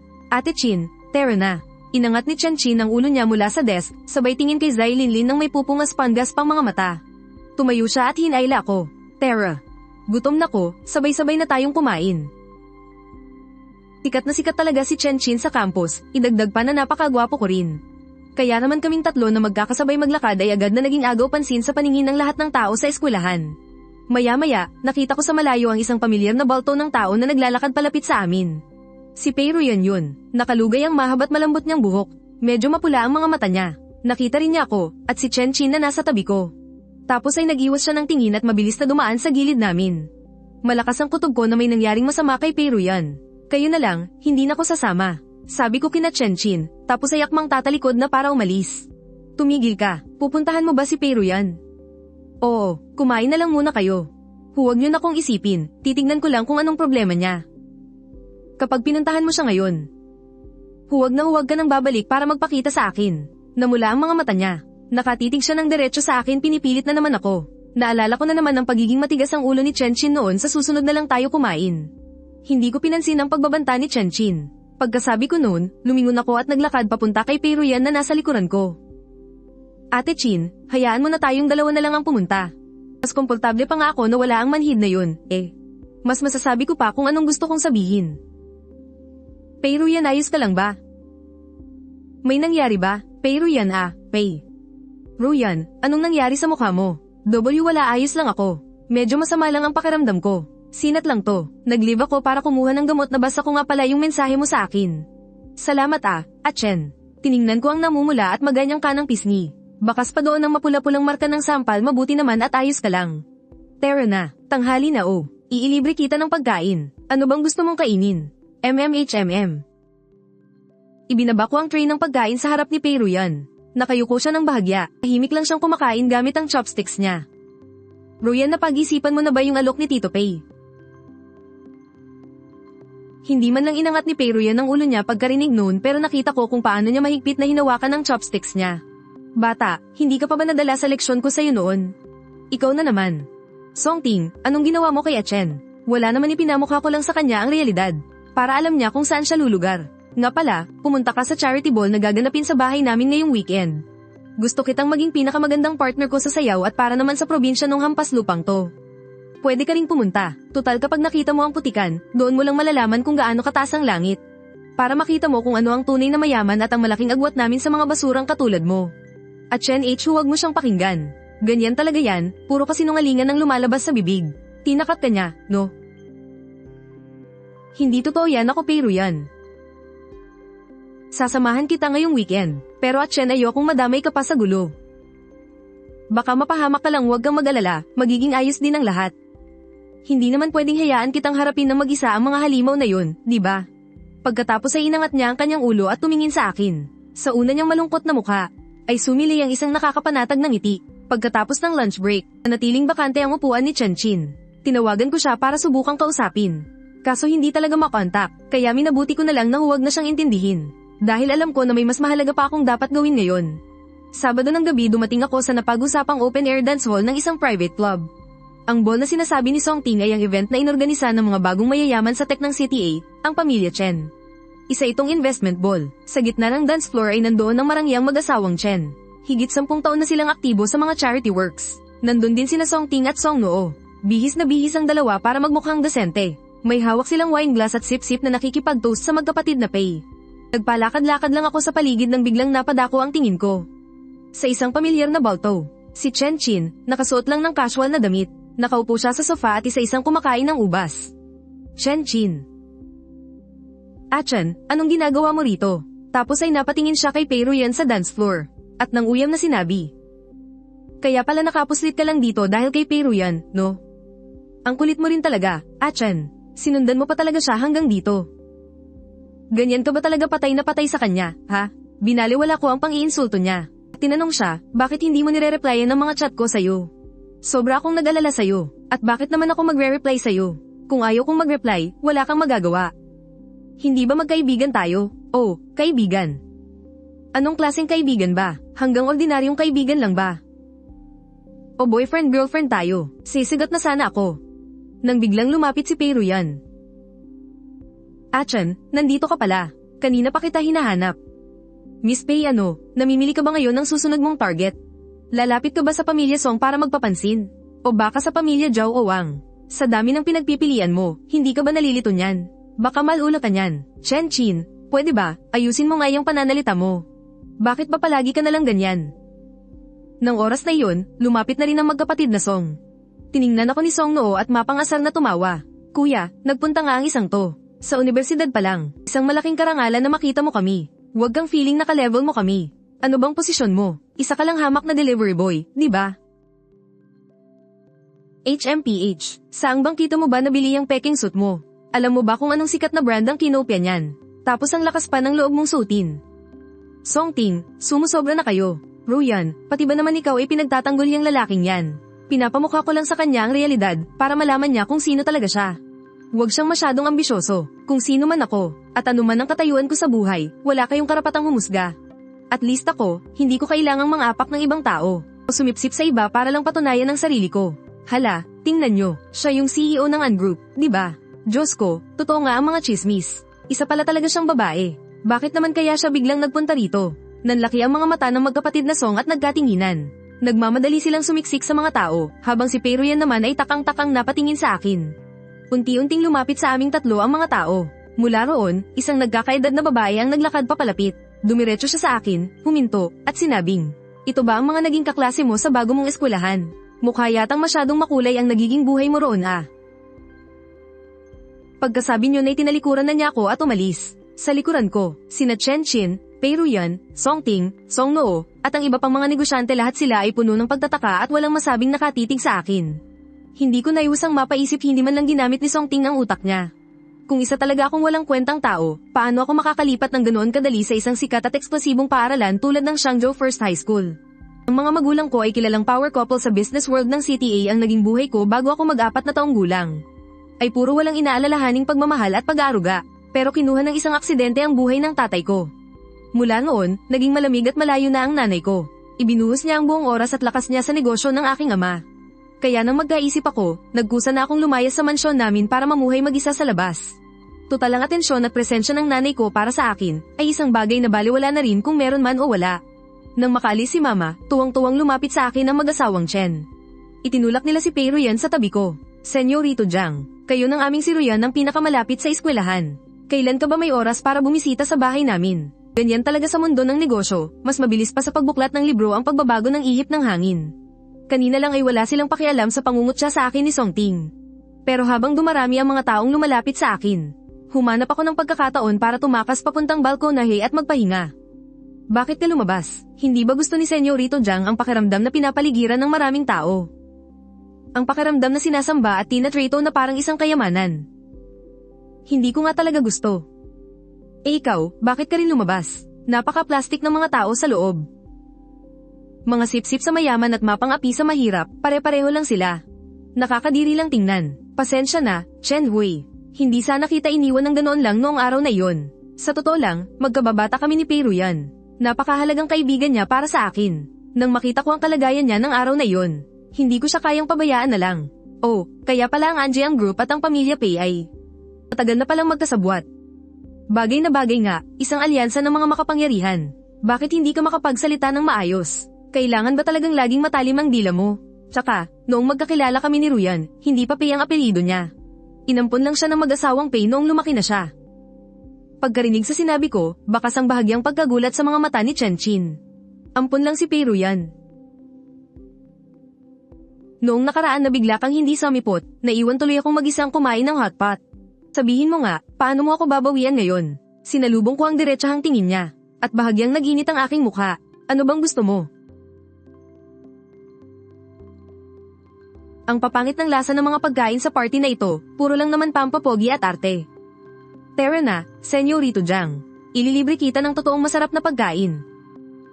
Teka, sandali. Nasa loob pa si Peiruyan. Aalis na lang ba tayo ng ganito? Huwag kang mag-alala. Alam na ng buong mundo ngayon na si Peiruyan ay protektado mo, Senyorito Jiang. Nagkukumahog na sumipsip sa kanya ang mga balimbing na iyon. Sino ba naman ang maglalakas loob na pahirapan siya ngayon? Tara na, sa isang barbecue stand kinagabihan, naupo kami ni Chenchin sa pwesto. Oy, dahil ikaw naman pala ang tagapagmana ng ungroup, ang anak ng babaeng iyon. Bakit mag-isa ka pa rin nakatira sa ganoong luma at sira-sirang apartment? Paano ka naman nakakasigurado na ako nga ang tagapagmana ng pamilyaan? Tsaka sino bang may sabing kapag mayaman ay kailangang nakatira sa malaking mansyon, nagmamaneho ng magagarang kotse, at laging nasa sentro ng atensyon araw-araw? Huwag mong ibahin ang usapan. Ano nga ba talaga ang relasyon niyo ng presidenteng ana yon? Mag-ina, magkamag-anak, o siya nga talaga ang mama ko? Pero mula nang mawala si Papa, nagbago na siya. Inialay niya ang lahat, pati na ang sarili niya, para sa tinatawag niyang negosyo. At para naman sa akin pagkasabi nito, malungkot akong napayuko. Tila nakarelate si Chenchin sa naging karanasan ko. Namumula ang mga mata niyang nakatingin sa akin. Na parang may gusto siyang sabihin pero nag-aalangan. Naalala mo pa ba noong una tayong magkita? Hindi ba sa universidad tayo unang nagkita? Noong unang beses mo akong makita. Kumakain ako ng barbecue noon sa food street ng university, tapos bigla ka nalang tumakbo palapit at sa pilitan akong hinalikan. Napansin kong biglang namula ang dulo ng mga tainga niya. Tumingin siya sa akin na may pilyo at nakakabighaning ngiti. Tayo na lang kasi. Natameme ako at hindi alam ang isasagot sa halip na maayos na kainan. Ay dali-dali namin itong tinapos. Pagsapit ng Lunes ng umaga, maaga akong pumasok sa klase. Pagkapasok ko pa lang ng pinto, nakita ko agad sa ibabaw ng desk ko ang isang magandang nakabalot na sandwich. Isang bote ng gatas at perpektong pritong itlog. Tiningnan ko ang buong lamesang puno ng almusal habang ang mga kaklase ko sa paligid ay nakatingin sa akin ng may labis na inggit. At Chen, nandyan ka na pala. Naisip ko kasi baka hindi ka pa nag-aalmusal. Kaya binilhan kita ng kung ano-ano, tingnan mo kung alin dyan ang gusto mo. Habang nagsasalita siya, pumasok si Chenchin mula sa pinto. At Chen, dinalhan kita ng almusal. Bagong luto lahat ito, kainin mo na habang mainit pa. Pagkasabi niya nito, napansin niya ang almusal sa desk ko pati na ang tatak sa balot nito. Isang kislap ng galit ang dumaan sa kanyang mga mata. Pero yan, bakit hindi mo ilagay sa sarili mong desk ang almusal mo? Anong ginagawa niyan dito kay Chen? Binili ko ang almusal na ito para kay Chen, desisyon niya yun kung kakainin niya o hindi. Eh ikaw, iyang mga dala mo, itago mo na lang at ikaw ang kumain. Ayaw kainin ni Chen ang pagkain mo. Yung akin ang gusto niyang kainin. Totoo ba yun, Chen? Ayaw mo ba talaga sa inihanda ko para sa'yo? Ano kasi eh? Haha, ang totoo niyan kay kumain na ako ng almusal. Busog na busog pa nga ako eh. Kaya itong mga ito kayo na lang ang kumain. Huwag nating sayangin, mabuti na lang at tumunog na agad ang bell para sa klase. Kaya nakaiwas ako sa isang malaking gulo pero nakatakas man ako ngayon. Hindi ko naman ito matatakasan habang buhay. At Chen, hindi tayo nakakain ng hotpot noong nakaraan. Nainis talaga ako dun. Tara, kailangan nating bumawi ngayong tanghali. Mabilis namang lumingon si Pero yan at nakipagtalo sa kanya. May usapan na kami ni Chen. Sabay kaming manananghalian. Mag-hotpot ka mag-isa mo. Ningnan ko ang dalawa na ayaw magpatalo sa isa't isa, wala akong magawa kundi ang ngumiti na lang ng alanganin. Sa huli, sabay-sabay kaming tatlong naglakad sa campus, nasa kaliwa ko si Chenchin. At nasa kanan ko naman si Pero yan. Grabe, anong meron sa lalaking yan? Dalawang magagandang babae ang umaaligid sa kanya. Bakit, hindi mo ba nakikita? Ang gwapo kaya niya, ang lakas pa ng dating. Nabalitaan mo ba, si Jiang Chen mukhang may koneksyon daw sa sikat na Anjiang Group. Kaya pala, tingnan mo nga siya, hindi siya mukhang ordinaryong tao. Mukhang natural na sa kanya ang pagiging mayaman. Sa buong paglalakad namin, puno ang campus ng mga bulungan tungkol sa akin. Simula nang lumabas ako sa party, nabawasan na ang mga nanlalait sa akin dito sa campus at mas dumami ang mga na-curious at mga sumisipsip. Ningnan ni Chenchin si Pero yan na nasa tabi ko. May isang ipal talaga na pa third wheel dito, ano? Mas nakakasilaw pa sa araw kahit tanghaling tapat, wala man lang pakiramdam. Tiningnan din ni Pero yan si Chenchin at dumaan ang pangmamaliit sa kanyang mga mata. Hindi pa natin sigurado kung sino ang tunay na third wheel dito. Hanggang sa makapasok kami sa pinto ng hotpot restaurant, walang gustong bumitaw. Sa loob ng restaurant kaming tatlo ay pumalibot sa mainit na hotpot at naupo sa magkabilang gilid. Sweet na nilagay ni Pero yan ng bagong lutong karne sa mangkok ko. At Chen, kumain ka pa ng maraming karne, ang payat-payat mo na kasi eh. Bakit? Wala ba siyang kamay o lumpo na siya? Kailangan mo pa talagang ipagkuha siya ng pagkain. Walang pakialam si Pero yan sa mga sinabi ni Chenchin, at malambing pa rin siyang naglagay ng ulam sa plato ko. Suminghal si Chenchin, tapos biglang inunat ang mahaba niyang braso. At kinuha ang ulam na inilagay ni Pero yan sa plato ko, saka inilipat sa sarili niyang plato. Pagkatapos ay nangasar siyang tumingin kay Pero yan, salamat ah. Salamat, sakto at gusto kong tikman kung makunat na ang karning to. Sakto namang tumunog ang kampanilya ng pinto, at pumasok sina Song Ting at Song Noo sa hotpot restaurant. Kuya, tingnan mo, nandito rin si Ate Ruyan. Napalingon kaming tatlo, at nagkatinginan kami. Nakangiting lumapit si Songting. At sinabi sa amin, totoo nga yan. Ang liit nga naman ng mundo, nandito ka rin para mag-hotpot. Jiang Chen, nandito ka rin pala. Ipaabot mo ang pangungumusta ko kay Boss An. Tumawa si Chen Chin habang nakatingin sa kanya kung magpapabugbog ka rin sa iba. Siguradong mas matutuwa pa siya. Bakit? Gusto rin bang ma-experience yun ni Yang Master Song? Nang makita ni Songting na walang pumapansin sa kanya, pinanatili niya ang ngiti at sinabi, haha marunong talagang magbiro si Miss Chen. Sige, ituloy niyo lang ang pagkain.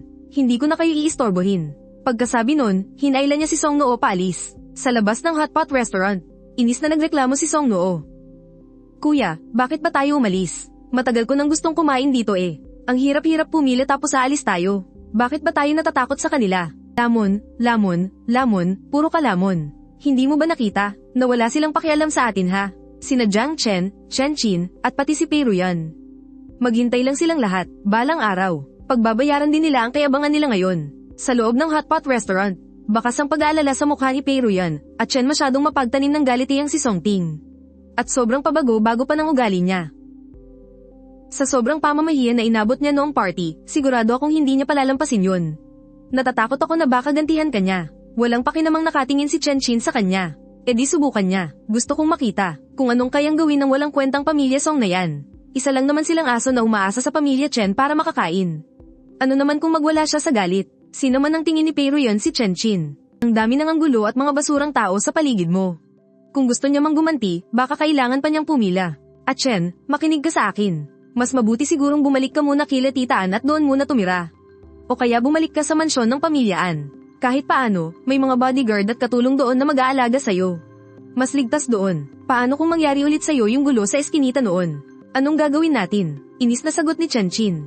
Bakit naman siya babalik sa malamig na mansyon na yon? Para lang maging sunod sa Niren sa kanila. Doon na lang siya sa akin tumira. Malaki ang bahay ko, at mahigpit din ang security. Kahit 10 pa sa mga basurang katulad ni Songting ang pumunta, kayang-kaya ko silang patumbahin lahat. Walang sino man ang makakasakit sa'yo, kahit dulo ng buhok mo. Napayuko ako at nag-isip, alam kong may punto rin naman ang mga sinabi ni Chen Chin. Kung nakaya akong guluhin ni Songting ng 1 beses, kaya niya rin akong guluhin ng 2 o 3 beses pa. At hindi naman pwedeng palagi kong kasama si Chen Chin. Naging mabigat ang biyahe pa uwi dahil sa pagdating ni Songting. Kahit sina Chen Chin at Pei Ruyan ay tumigil na rin sa pagtatalo. Pagsapit ng gabi, umupo ako sa sofa at nag-isip ng malalim. Sa huli, tinawagan ko na rin ang isang numero sa cellphone ko. Pagkatapos tumunog ng tat-tat-tat sa kabilang linya, isang boses ng may edad na babae ang sumagot. Hello. Ma, ako to, si Jiang Chen. Oh, anong kailangan mo sa akin? Masyado akong abala ngayon gusto ko sanang umuwi muna sa lumang bahay ng ilang araw, pwede ba? Nasa syudad ng biya ko ngayon para sa trabaho. May inaasikaso rin ng tito Jiang mo sa bahay. Wala kaming lahat sa lumang bahay ngayon, walang tao doon. Kung hindi naman importante, huwag ka na munang umuwi. Makakagulo ka lang. Habang pinapakinggan ko ang malamig na boses ng babae sa kabilang linya, nakaramdam ako ng matinding pait sa puso ko. Pagkababa ng telepono, tinitigan ko ang litrato ng pamilya namin sa photo album sa tabi ko. Napabuntong hininga na lang ako. Tapos, biglang nag-pop up ang isang mensahe sa cellphone ko galing kay Chen Chin. May karera bukas ng hapon si Zai Linlin. At Chen, samahan mo naman akong manood. Oh, sige na. Tiningnan ko ang chat niya sa screen ko, at napangiti ako ng may paglalamang. Gaya ng dati, hindi pwedeng hindihan si Chen Chin kapag may gusto siya. Nireplyan ko siya ng, sige. Sa racetrack, ang astig tingnan ni Zai Linlin sa suot niyang racing suit. Mula sa malayo, kumaway siya sa amin ni Pei Ruyan, "Hay salamat, dumating din kayo. Bilis, ipapakita ko sa inyo si Xiaohei. Nandyan na, Ate Chin. Dito banda." Aba, nandito rin pala ang poging to para suportahan ng ate niya. Ate Chin, panoorin mo na lang kung paano ako bumayra mamaya. Ngayong araw, iisa lang kami nitong kotse ko. Sisiguraduhin kong nga silang lahat sa aming dalawa ni Xiaohei. Iuuwi ko ang kampyonato. Habang sinasabi ito, hinaplos niya ang astig na astig at purong itim na race car. Sinundan ko naman ang tingin ang tinitingnan niya. Alam kong isa ang Xiaohei sa mga paboritong racing car ni Chen Chin. Kaya pala pinilit niya akong manood ng karerang ito. Siguradong mahalaga ito sa kanya. Ito ang laban para patunayan ni Zai Linlin ang sarili niya sa mundo ng racing. At ito rin ang comeback race ng Xiaohei. Wala na akong ibang hiling, kundi ang makatapos sila ng ligtas. Pero kung mapapabilib nila ang lahat, mas maganda. Tiningnan ko siya. Oo, sigurado yan. Hindi ka bibiguin ni na Xiaohei at Linlin. Ang karerang ito na inorganisa ng City A University. At sinalihan ng mga estudyante sa kolehiyo ay mabilis na nagsimula. Agad na humarurot ang Xiaohei na minamaneho ni Zai Linlin. Sa unang bahagi ng karera, napanatili ni Zai Linlin ang ikatlong pwesto. Mabilis na umabot sa huling lap, at biglang inapakan ng madiin ni Zai Linlin ang selinyador. Ang bilis niyang nalagpasan ng nasa ikalawang pwesto. Napasigaw kami ni Chen Qin sa sobrang tuwa. Ang galing, nalagpasan niya, malapit na siyang manguna. Kunting-kunti na lang, magiging number 1 na siya. Pagliko ng Xiaohei sa kurbada, kitang-kita na malalagpasan na nito ang namunguna sa susunod na segundo. Pero biglang nawalan ng kontrol ang sasakyan at dumiretso sa labas ng track. Isang malakas na kalabog, sumalpok ang kanang bahagi ng Xiaohei sa gilid ng track. Biglang bumuga ang makapal at itim na usok mula sa sasakyan. At sa isang iglap, nilamon ng mapulang apoy ang kalahati ng kotse. Zai Linlin.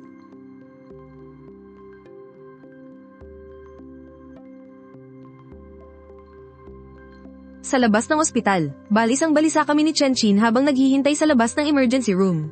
Matapos ang aksidente, sinabi ng manager ng track na si Mang Li na 2 araw bago ang insidente, pumunta raw sa track ang young master ng pamilya Su na si Su Xing. Ang sabi niya, may kukunin lang daw siyang naiwan. Pero sa maintenance area ng Xiaohei, siya tumambay ng mahigit 1 oras, at sinadya pa niyang dumaan sa blind spot ng CCTV bago umalis. Ewan ko kung anong ginawa niya. Pagkatapos marinig ang mga sinabi ni Mang Li, pulang-pula ang mga mata ni Chen Qin. Magaling, napakagaling. Su Xing. Maghintay ka lang sa akin. Hindi pa tayo tapos. Pagkatapos ng operasyon, inilabas na si Zai Linlin sa kwarto niya. Nakasplint ng pansamantala ang kanang binti at kanang braso niya. Kahit hindi naman masyadong malala ang pinsala mula sa car accident, halatang-halata ang mga gasgas sa braso at binti niya. Kailangan niya ng pahinga para gumaling. Pinagmasdan namin ni Chen Qin si Zai Linlin na mahimbing pa ring natutulog pagkatapos ng operasyon.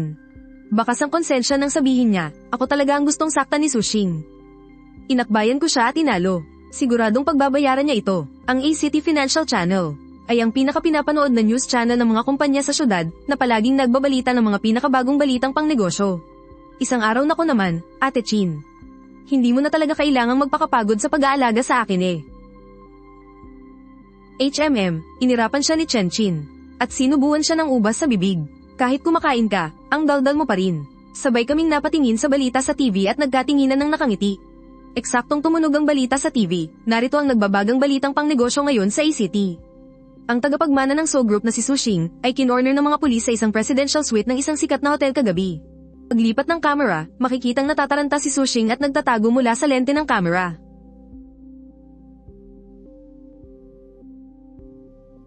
Ayon sa masusing investigasyon ng mga awtoridad, ang So Group nitong mga nakaraang taon ay nasangkot sa maraming seryosong paglabag sa batas. Ang market value ng So Group biglang bumagsak sa loob lang ng magdamag.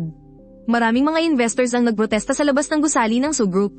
Nanlaki ang mga mata ni Zai Linlin habang nanonood ng balita. Nakalimutan na rin niyang nguyain ang ubas sa bibig niya. Grabe, Ate Chin. Ibang klase ka talaga. Ang bilis naman nito at ang lupit. Buti nga sa gagawang si Su Xing. Bagay lang sa kanya, haha. Manggagamit pa kasi ng tao eh. Proud nang umiti si Chen Qin. HMPH, hindi ba nila kilala kung sino ang Ate Chin nyo? Subukan lang nilang galawin ang mga tao ko. Ganyan ang babagsakan nila, sa dami ng ginawang kawalang hiyaan ni Su Xing. Matagal na siyang dapat pinabagsak. Pero kaya naging mabilis ang lahat ng ito, salamat na rin sa mga mabibigat na ebidensya at mabilis na pagkilos ng Anjiang Group.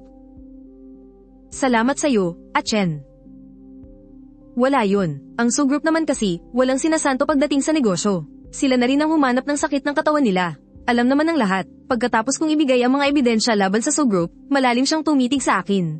May bakas ng paghanga at pagsang-ayon sa mga mata niya. Mahina lang siyang tumango, at pinirmahan ng dokumento. Curious kaming tinitigan ni Zai Linlin. Teka, parang may namamagitan sa inyong dalawa ah. Anong level na ba kayo? Kumain ka na nga lang ng ubas mo. Biglang tumawag sa cellphone ko si Pei Ruyan. Sa likuran ko, narinig ko ang boses ni Zai Linlin. Ate Chin naman, may sugat na nga ako, sinasaktan mo pa ako. Lumabas ako ng kwarto. Hello, Ruyan. Narinig ko sa kabilang linya ang malambing na boses ni Pei Ruyan. Chen, kailan ka uuwi? Bukas babalik na ako. Bakit? May gusto sana akong sabihin sa'yo ng personal. Bukas na lang pagbalik mo. Sisigat na sana ako. Pero lumabas mula sa kwarto si Chen Qin. Hinablat niya ang cellphone ko. Tiningnan kung sino ang tumatawag, at walang sabi-sabing pinatay ang tawag. Anong sinabi niya sa'yo? Papupuntahin ka na naman ba niya doon? Oh, wala namang seryoso. Oh, wala talaga. Bakit ang seryoso ng mukha mo kanina? Kailangan mo pang lumabas para sumagot ng tawag ah. Sabihin mo na, kapag hindi mo sinabi, baka, dito mismo. Ang daming tao rito, paano mo nagawang oh? Gusto mo rin naman talaga, nahihiya ka lang sabihin. Pagkasabi niya no ay akmang pero dahil nasa pampublikong lugar kami, dahan-dahan ko siyang itinulak palayo. Sabi ni Peiruyan, may sasabihin daw siya sa akin bukas. Ano naman kayang kailangan niya? Pagkatapos kay Songting, ikaw naman ngayon ang nilalapitan. Ang pinakamalaking negosyo ng Pei Group ay ang maghanap ng manugang. Sa lagay na yan, hindi naman tunay na anak si Ruyan ng mag-asawang Pei. May pinagdadaanan din siya. TSK, pare-pareho lang sila. Kinabukasan ng umaga sa classroom. Tinignan ko si Peiruyan at nagtanong, Ruyan, anong problema? Bakit mo ako hinahanap? Pumunta ka sa rooftop mamayang tanghali. May sasabihin ako sa'yo. Tumango lang ako sa kanya. Sa gilid ng aking mga mata, nakita ko si Chen Chin na nakatitig ng maigi sa amin. Pagsapit ng tanghali sa rooftop ng school, nakatayo si Peiruyan sa tabi ng railing. Nilaipad ng hangin ang kanyang mahabang buhok. Ruyan. At Chen, nandito ka na pala. Medyo nahihiya siya at nag-aalangang nagsalita. May gusto sana akong sabihin sa'yo ngayon. Gusto ko sanang magpanggap ng boyfriend ko. Gulat ko siyang tinignan. Magpanggap, pagkatapos kasi noong huling sayawan natin, nalaman ng mga nag-ampon sa akin ang tungkol sa atin. Kaya panay na ang bigay nila ng pressure sa akin. Alam mo naman, ampon lang nila ako. Ilang taon na rin nila akong pinipilit na makipag-date sa mga taong tulad ni Songting. Gusto ko lang magpanggap ka, para kapag nakita nilang may nobyo na ako, baka hindi na nila ako masyadong pilitin. Pwede ba? Kung ayaw mo, ayos lang malungkot na yumuko si Peiruyan. Pinagmasdan ko siya, at naalala ko si Soruyan na nooy hamarang sa harapan ko. Sige, pumapayag ako, pero hindi tayo totoong magkarelasyon, Maliwanag ba? Salamat sa'yo, at Chen. Naiintindihan ko, magkasunod kaming bumaba ng hagdan. Eksaktong nasa pasilyo si Chen Chin. At Chen, nandyan ka na pala. Nang makita siya ni Peiruyan, sinadya itong lumapit ng husto sa akin at tinignan si Chen Chin. Kayong dalawa. Takang tanong ni Chen Chin nang makita ang ginawa niya. Ang campus crush ng ACT University si Chen ay boyfriend ko na ngayon. Hindi naman ganun, huwag mong sabihin sa kanya. Sa ugali niyang yan, kapag nalaman niyang peke lang ito, siguradong ipagkakalat niya. Kapag nakarating to sa mga nag-ampon sa akin, pipilitin na naman nila ako. Mababaliwala lang lahat ng pinag-usapan natin kanina. Nang marinig ko ang sinabi ni Peiruyan, nakagat ko ang aking labi at sa huli, hindi ko na itinanggi ang sinabi niya. At Chen, talaga bang kayo na? Tiningnan ni Chen Chin ang pagiging malapit namin sa isa't isa. Namula ang kanyang mga mata. Pagkasabi noon, binigyan niya ako ng isang tinging puno ng labis na pagkabigo at kalungkutan. Malikod siya at umalis. Nakaramdam ako ng matinding bigat sa aking dibdib. At Chen, ngayong weekend, huwag mong kalimutang pumunta sa bahay Kahit gawa-gawa lang to, kailangan nating panindigan. Sigaw ni Peiruyan mula sa likuran ko. Pagsapit ng klase sa hapon, wala na si Chen Chin sa loob ng classroom. Ilang beses akong tumawag pero hindi ko siya makontak. Kahit ang mga message ko, puro sinlang at walang reply. Muling naglaho si Chen Chin sa buhay ko. Pagsapit ng weekend, dumating ako sa bahay ni Peiruyan sa napag-usapang oras. Isang malaking villa ang bahay nila. Nakatayo sa pintuan ng mag-asawang Chen para salubungin ako. Senyorito Jiang, nandito ka na.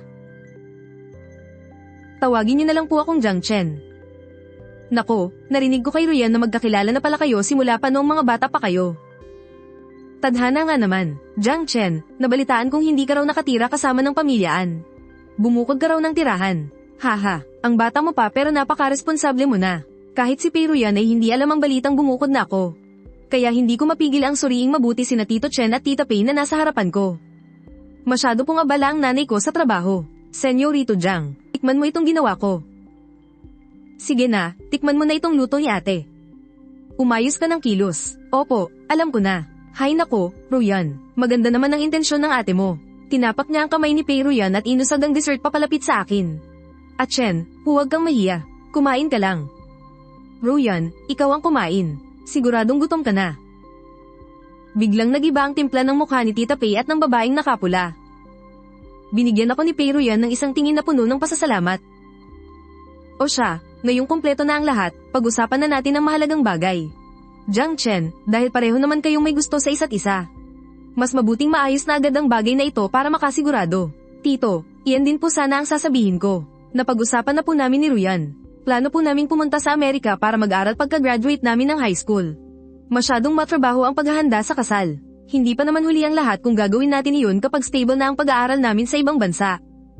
Ito rin po ang gusto ng nanay ko. Naniniwala siyang dapat unahin muna naming mga kabataan ang aming kinabukasan. Oh haha, kung iyan ang mungkahi ni President An. Kung ano ang gusto nyo, iyon ang masusunod. Masama pa rin ang timpla ng mukha ni Tita Pei at ng ate niya sa gilid, pero wala na silang lakas ng loob na magsalita pa.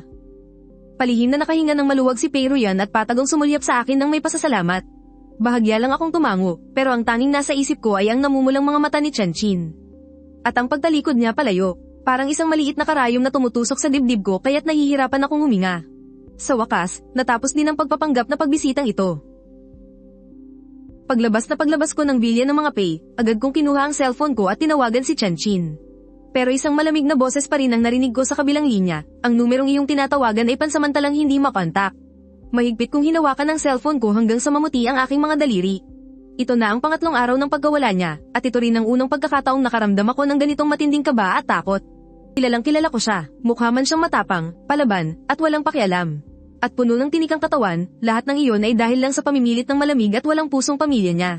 Isa ako sa ilang tao na nakapasok sa puso niya pero para lang tulungan si Pei Ruyan. Ako mismo ang nagtulak sa kanya pabalik sa dilim.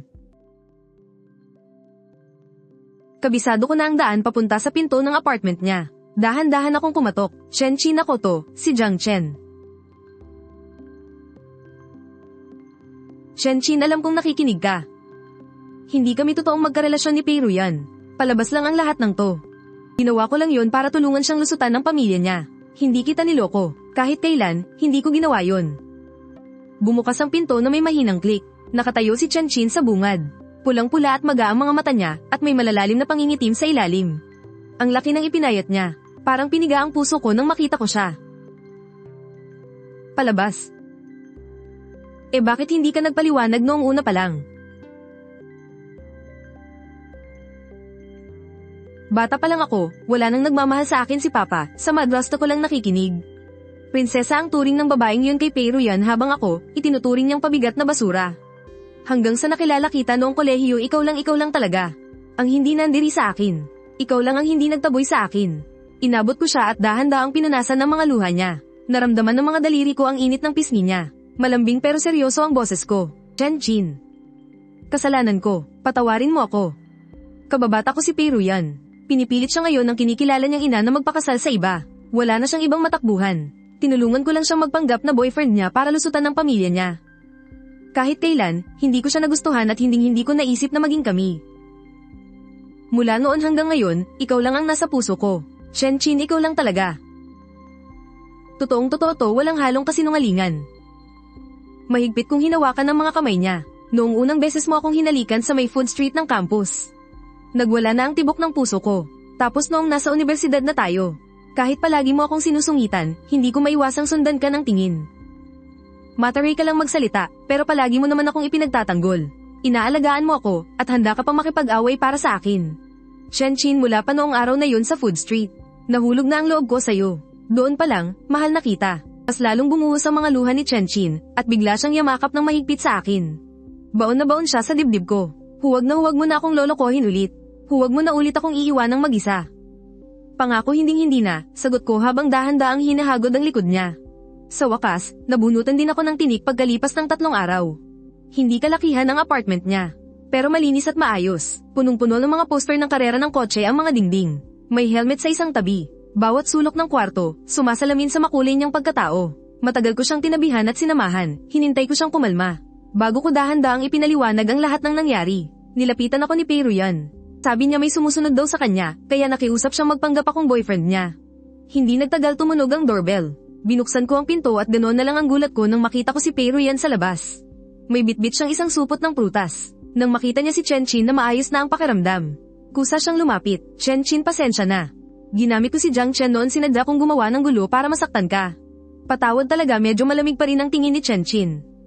Pero wala na ang dating talam nito. Prinsesa ka ng pamilya Pei. Bakit ka humihingi ng tawad sa isang pabigat na tulad ko? Mapait nang umiti si Pei Ruyan. Bakas ang ginhawa sa kanyang mga mata. Ampun lang ako. Yung pakiramdam na nakikitira ka lang mas alam ko yun kaysa kahit kanino. Halata naman mahalaga talaga sa'yo si Jiang Chen. Hindi ko sana ginamit ang pagiging makasarili ko para saktan ka, pareho lang naman tayong uhaw sa pagmamahal. Hindi na natin kailangang pahirapan ng isa't isa. Natahimik sandali si Chanchin. Tiningnan ng tapat na mga mata ni Pei Ruyan at dahan-daang tumango. Kalimutan na natin ang nakaraan. Ang lahat ng naipong galit at hindi pagkakaunawaan naming tatlo ay tuluyan ng naglaho. Naintindihan na rin sa wakas ni Chanchin na kailan may hindi ako pumili ng iba. Mula pa noon hanggang ngayon, Siya lang talaga ang pinili ko. Pagbalik namin sa eskwelahan, matigas pa rin ang ulo ni na Songting at Song Noo, gusto pa rin kaming pahirapan gamit ang impluwensya ng pamilya nila. Pero hindi nila alam mula nang bumagsak ang Su Group. Nawalan na ng malalapitan ng pamilya Song at matagal nang tapos ang maliligaya nilang araw. Sinubukan pang magpakalat ni Songting ng chismis tungkol sa amin ni Chen sa campus. Pero binuko siya agad ni Zai Linlin kasama ng iba pa naming mga kaklase. Sa sobrang hiya at galit, akma pa sana siyang mananakit, kaso nahuli siya ng mga guard. Ayun, bagsak sa major offense. Hindi nagtagal tuluyan nang naubusan ng pondo ang kumpanya ng mga Song. Nagdeklara ng bangkarota, ang magkapatid na Songting at Song Noo mula sa pagiging aroganteng mga anak mayaman. Naging mga kawawang tambay na iniiwasan na ng lahat. Sa huli, nag-transfer sila at umalis sa Shang Joe First High School at hindi na muling nagpakita pa. Ang stepmother at third sister naman niya, nang makitang magkasundo na kami ni Peruyan. Hindi na nila tinangkang ipilit sa kanya ang arranged marriage. Nakalaya na rin sa wakas si Peruyan. At nakapag-focus na sa pag-aaral patungo sa pag-abot ng mga pangarap niya. Ilang beses pang sinubukang balikan ni Chen Wei si Chen Qin para sana bumawi sa mga pagkukulang niya. Pero palagi lang siyang pinagtatabuyan ni Chen Qin. Ang matinding panlalamig na tiniis niya sa loob ng maraming taon. Hindi ganon kadaling burahin ng ilang salita ng paghingi ng tawad. Ang tanging gusto lang niya ngayon ay magkaroon ng sarili at tahimik na buhay. Nang tuluyan namang gumaling ang mga sugat ni Zai Linlin, muli siyang bumalik sa pagiging racer. Sa tulong naming dalawa ni Chen Qin, todo kayod siya sa pag-eensayo. Hanggang sa maiuwi niya ang kampyonato sa National College Student Racing Competition. Isa na siyang sikat at bagong hinahanga ang car racer ngayon. Naayos ko na rin, sa wakas, ang mga tampuhan namin ng nanay ko. Binawasan niya ang oras niya sa trabaho, para mas makasama ako, ang pagmamahal ng isang ina na matagal na panahong nawala sa akin. Ay unti-unti nang nagbabalik, hindi na ako yung batang malungkot, walang kumpiyansa sa sarili, at laging binubuli noon. Araw ng college graduation namin, sobrang ganda ng pamumulaklak ng mga flame trees sa campus. Magkakasabay kaming naglakad ni na Chen Qin, Peruyan, at Zai Linlin habang ang liwanag ng araw ay tumatagos sa mga dahon at dumadampi sa aming mga balat. Ramdam na ramdam ang init at sigla ng kabataan natin. Sumandal si Chen Qin sa balikat ko. Nilipad-lipad pa ng hangin ang mapula niyang buhok at sobrang tamis ng ngiti niya. Kukuha tayo ng master's degree sa iisang syudad, susundan at susundan kita. Kukulitin kita habang buhay, susundan kita hanggang dulo. Bawal nang bawiin yan, Napangiti na lang si Peruyan habang nakatingin sa amin. Bakas ang saya at suporta sa mga mata niya. Mag-aaral ako ng literatura. Magsusulat ako ng napakaraming nakakaantig na kwento para paghilumin ng mga pusong sugatan tulad ko. Katulad nating mga nasaktan noon, ipagpapatuloy ko ang pagkakarera. Hindi sapat ang maging kampiyon sa bansa. Gusto kong maging kampiyon ng buong mundo. Ipapakita ko sa lahat ang bilis ko. Tapos na ang lahat ng paghihirap at dilim ng nakaraan. Ang mga sugat na natamo, ang mga luhang pamatak, ay naging mga medalya ng pag-unlad natin. Sabay kaming nakapasa ni Chen Qin para mag-masteral sa iisang universidad. Kumuha ako ng finance, at unti-unting kinuha ang negosyo ni Mama.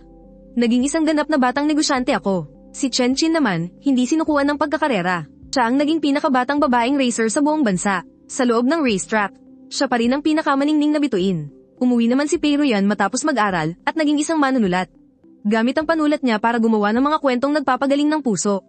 Isang araw, kakatapos ko lang sa isang 3 oras na meeting. Biglang nagpapapang message ni Chen Qin, may friendly race mamayang gabi sa track sa labas ng bayan. Nireserbahan kita ng VIP seat. Punta ka agad. Napangiti ako at nag-reply. Papunta na, inaabangan ko ng manalo ang paborito kong racer. Pagsapit ng gabi, maliwanag ang buong racetrack. Nakatayo na si Chen Qin sa tabi ng kotse niya. Pagkakita sa akin, patakbo siyang lumapit. Akala ko sobrang busy mo sa trabaho. At nakalimutan mo na ang asawa mo dito. Kahit gaano pa ako ka-busy, hindi ko palalampasin ang mga laban ng misis ko. Kinakabahan ka ba? 3 buwan akong nag-practice para rito, siguradong panalo na to. Hihintayin ko na lang maiuwi ang tropeo para may celebrate mo ako. Hindi mahalaga kung manalo o matalo. Safety first palagi. Sinuot niya ang helmet niya, at tumingin sa akin mula sa visor. Huwag kang mag-alala, tatapusin ko ang karera ng safe at uuwi tayo. Bumulusok ang pulang kotse niya sa dilim ng gabi. Napakabilis at napakabagsik, makalipas ang 20 minuto. Natapos ang karera, walang kahirap-hirap na nakuha ni Chen Qin ang kampyonato. Hinubad niya ang helmet niya at patakbong lumapit sa akin, kitang-kita ang tuwa sa mga mata niya. Ang galing ng asawa mo, no? Oo, noon pa man. Para sa akin. Ikaw palagi ang pinakamaliwanag na bituin. Sa mga oras na iyon, dahan-dahang lumapit si Peruyan. Nakangiti siyang nagsalita, congrats sa pagkapanalo mo. Achin, buti na lang nakahabol ako. Salamat.